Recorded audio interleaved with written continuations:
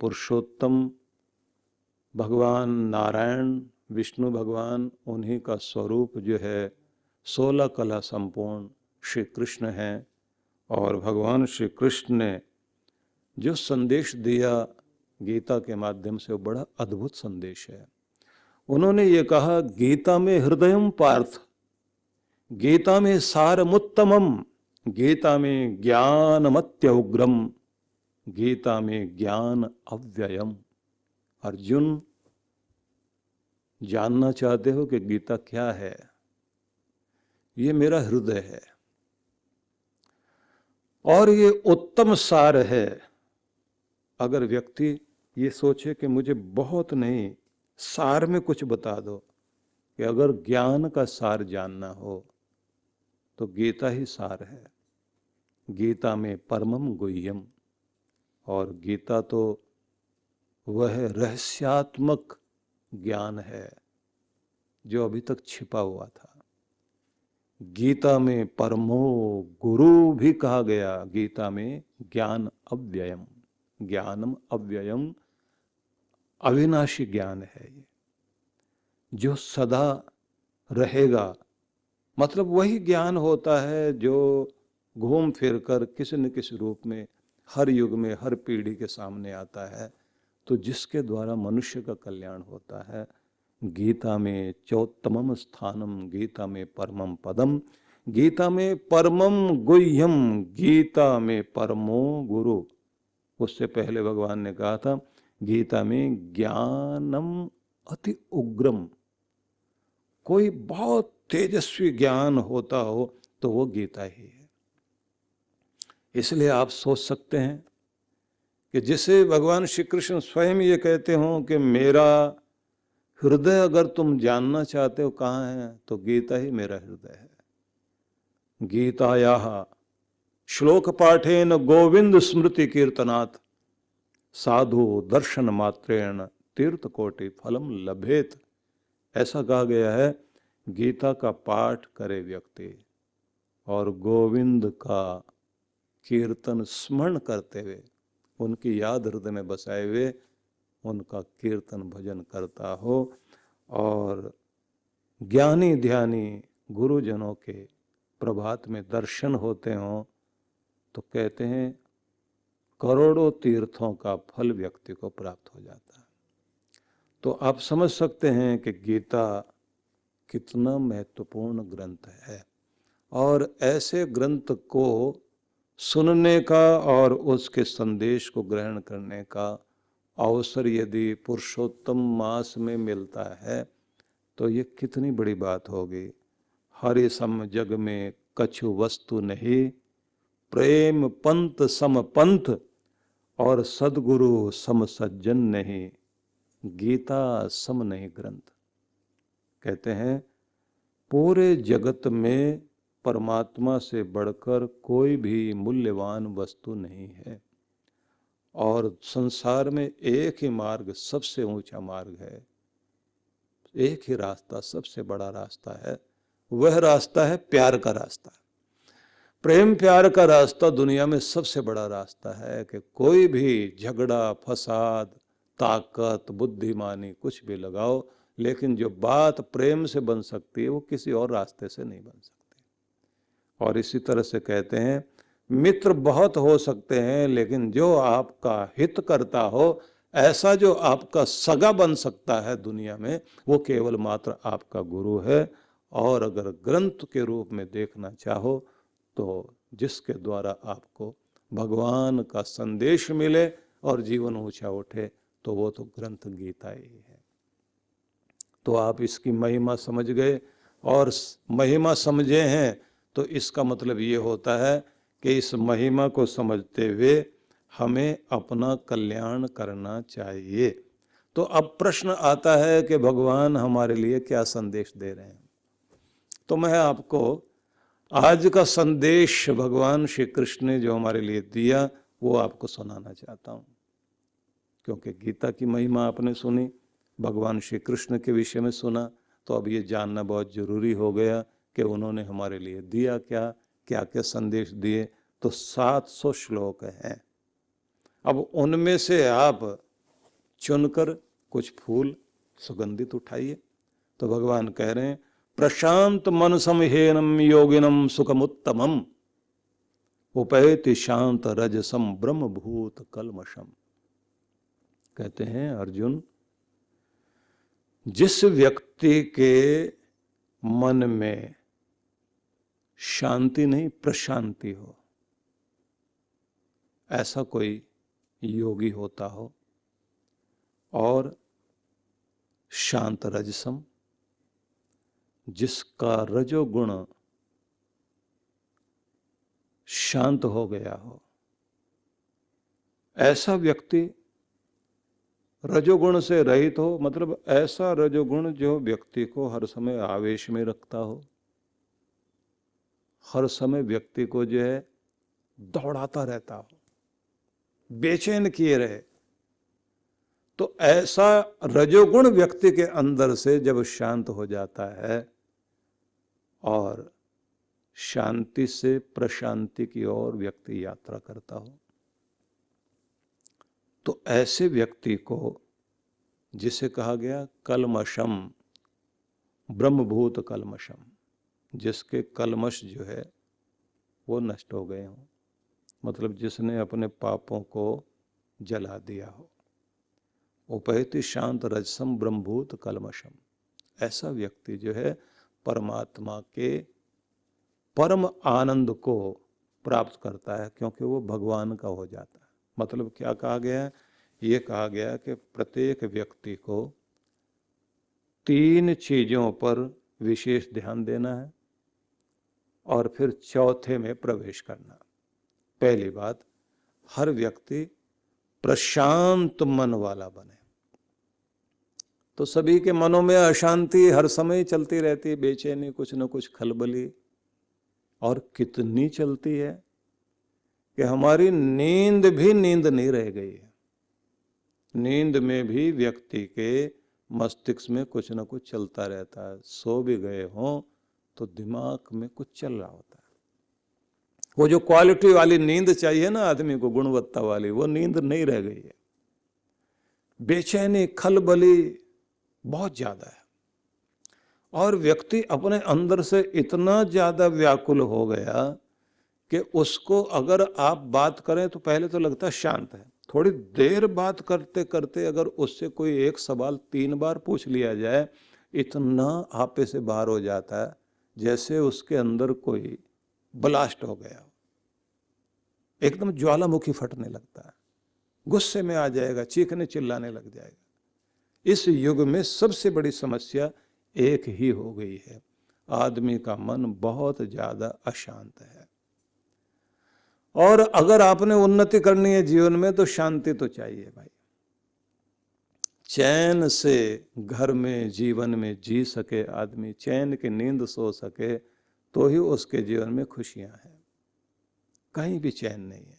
कुछ लोग इतने बेचैन हो जाते हैं, ना तो घर में शांति है, ना बाहर शांति है, ना बोलने में शांति, ना काम करने में शांति, और इसका परिणाम क्या होता है? बर्दाश्त करने की ताकत घट जाती है,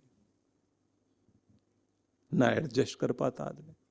वो कहता मैं किसी से क्यों एडजस्ट करूं, दूसरा करे ना। तो परिणाम क्या है, रिजल्ट क्या है इसका? रिजल्ट ये है कि घर घर में कल कलेश, दुख, और आदमी क्या कहता है, न जाने मेरी मुसीबत कब खत्म होगी।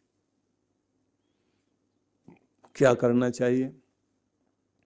देखिए, जितना जीवन में सुख चाहिए उससे कहीं ज्यादा आदमी को शांति की जरूरत है। आप धन कमाओ, वैभव कमाओ, कुछ भी कमाओ, सुख के साधन कमाओ, लेकिन ये बात ध्यान रख लीजिए, सुख के साधन कमाने से ज्यादा महत्व जो है शांति कमाने पर ध्यान देना। चैन से भोजन कर सके आदमी, भोजन भी चैन से नहीं कर पा रहा, वहां भी बेचैन है। खाते खाते फोन आ रहा है, बातें कर रहे हैं, बीच बीच में भोजन रोक करके किसी को चीखेगा, चिल्लाएगा, ये कर दो, वो कर दो, ऐसा रह गया, वैसे रह गया। आप तो खा भी नहीं पा रहे चैन से। सोते समय तक जाते जाते, नींद के लिए जाते जाते भी न जाने कितनी उद्विग्नता है, और उठे हैं तो भी सिर भारी। तो निवेदन क्या है, भगवान श्री कृष्ण ये कहते हैं, अगर तुम अपने जीवन में उत्तम सुख की प्राप्ति करना चाहते हो तो एक तो योगी बनना चाहिए, मतलब भगवान से कनेक्ट होने की आदत बनाओ। दुनिया से जुड़ते हो ना, तो दुनिया के मालिक से भी जुड़ना आना चाहिए। सुबह सुबह का जो आपका समय है, सबसे ज्यादा उस पर ध्यान दीजिए। यह समय है जिस समय आपके मन मस्तिष्क में सुगंधित फूलों की सुगंध जैसे पवित्र विचारों का प्रवेश हो, और सुबह सुबह आपके मन में शांति की संपदा आए। तीसरी बात, प्रभात में जितनी श्रद्धा बढ़ाओगे आप, उतनी ही आपके घर में बरकत पड़ेगी। उठकर सुबह सुबह भगवान के दर पर जाइए, आप मंदिर जाएं, गुरुद्वारे जाएं, अपने धर्म स्थल में जाएं, सुबह सुबह आदत डालिए।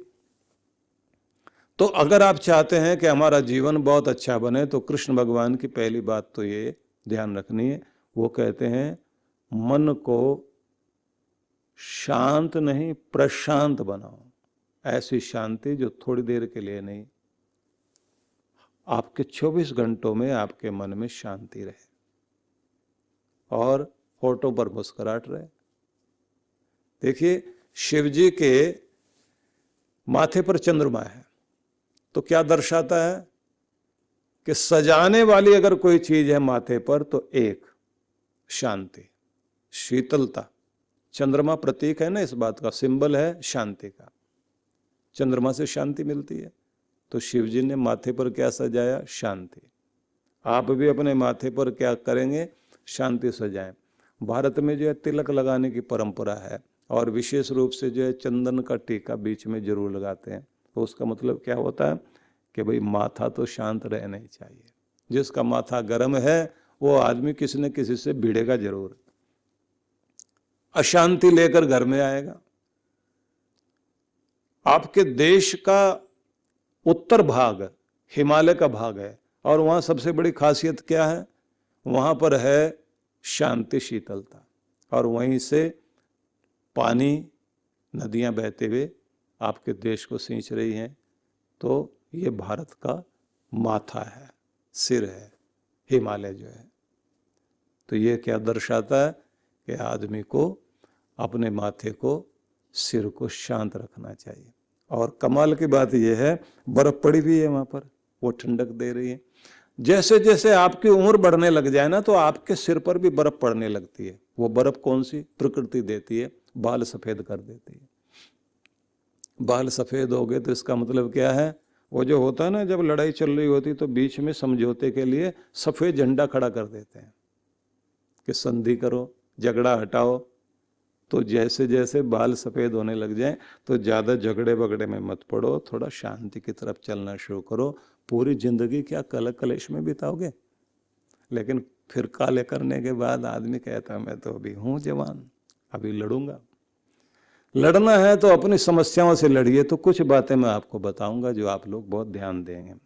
सबसे पहली बात तो ये है कि आपके जिस दिन भी होश आ जाए, जिस दिन भी आपको लगे कि मेरी ज़िंदगी ऊंची होनी चाहिए, अच्छी होनी चाहिए, उसी दिन से आप ये समझिए कि मेरा नया दिन, नया साल शुरू हो गया। जैसे अपने यहाँ ये माना जाता है, दिवाली से प्रत्येक व्यक्ति का आर्थिक नववर्ष शुरू होता है। तो नववर्ष मतलब नया युग, नए सपने। तो आप उनके लिए प्लानिंग करिए। तो आप आज से ये सोचिए कि मेरी ज़िंदगी एक नई होने वाली है, और नया बनाने के लिए अपने आप को, मुझे अपने मन को शांत, और ऐसा शांत जिसे प्रशांत कहा जाता है, मतलब ऐसी शांति जो विशेष शांति हो। ऐसी शांति नहीं चाहिए जिसको थोड़ा सा कोई आकर के भंग कर दे और आप जो है फिर वहीं पहुंच जाएं जहां थे। गंभीर, ठहरे हुए, शांत, सहज व्यक्ति, दिमाग को गर्म ना होने दो। प्रैक्टिस करने से ये बात बनेगी। इसके लिए यही बात है कि तुम बदलो तो जमाना बदले। दुनिया को बदलना चाहते हो तो पहले खुद को बदलना शुरू कीजिए। जिसको चाहिए अपनी जिंदगी में शांति, उस आदमी को अपने टाइम की कीमत को समझना चाहिए। आपके एक साल में 8,760 घंटे होते हैं एक साल में, और अगर हम इसकी फिजूल खर्ची ना करें तो यही समय आपकी जिंदगी के लिए सबसे ज्यादा कीमती है। जो आदमी फिजूल खर्ची की आदत डाल लेता है वो अपने वक्त को भी बर्बाद करता है, अपने पैसों को भी बर्बाद करता है। और यदि किसी आदमी को कोई भी काम लापरवाही से करने की आदत किसी ने डाल ली तो वो हर चीज में लापरवाह हो जाएगा, और लापरवाह व्यक्ति अपनी जिंदगी में न कहीं पहुंचता और न कभी सुखी रहता। दुनिया की सारी दुर्घटनाएं जो लापरवाही से घटती हैं, जिसकी जिंदगी ही लापरवाही से चल रही हो वो आदमी क्या बनेगा? क्या समझ में आया कि हम बदलें दुनिया बदलेगी, और अगर हमें बदलना है तो हमें सबसे पहले अपनी मुट्ठी में अपने वक्त को करना चाहिए। अपनी मुट्ठी को अपने वक्त में करना चाहते हैं तो अपने वक्त को फिजूल खर्ची की आदत न डालें, अपने वक्त को फिजूल खर्ची में न खर्च करें और लापरवाह हो करके न जिएं। अगली बात, आपको जो सबसे ज़्यादा ध्यान रखना है कि अगर लापरवाही की आदत पड़ गई तो फिर आप कुछ भी काम करोगे लापरवाही से ही करोगे। आज से आप एक नई जिंदगी और बेहतर जिंदगी जीना चाहते हैं तो आपको सबसे पहले अपने समय का महत्व समझना है, लापरवाही को छोड़ना है। दुनिया सोचते हो बदल जाएगी, सबसे पहले कोशिश कीजिए कि हम बदलें, कि जमाना बदले।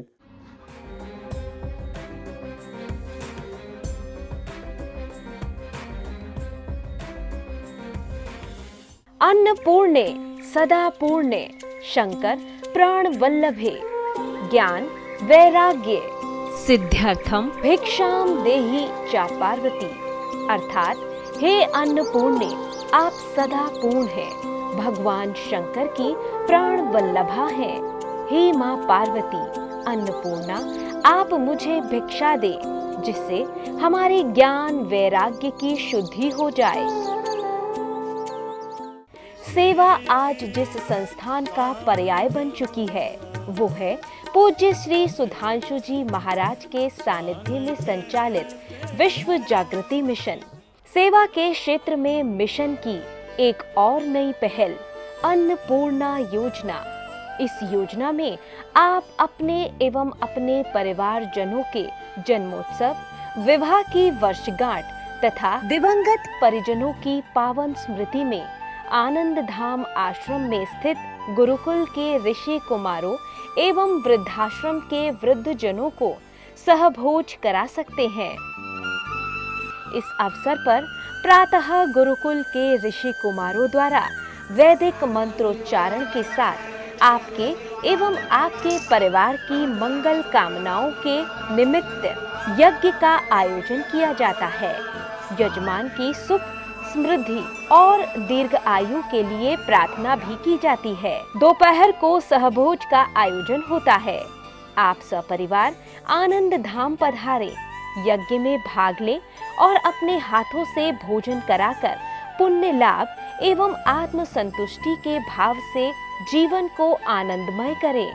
इस योजना से जुड़ने के लिए एवं अधिक जानकारी के लिए संपर्क करें 958-2954-200, 9560792792। सहयोग राशि भेजने के लिए हमारा अकाउंट डिटेल है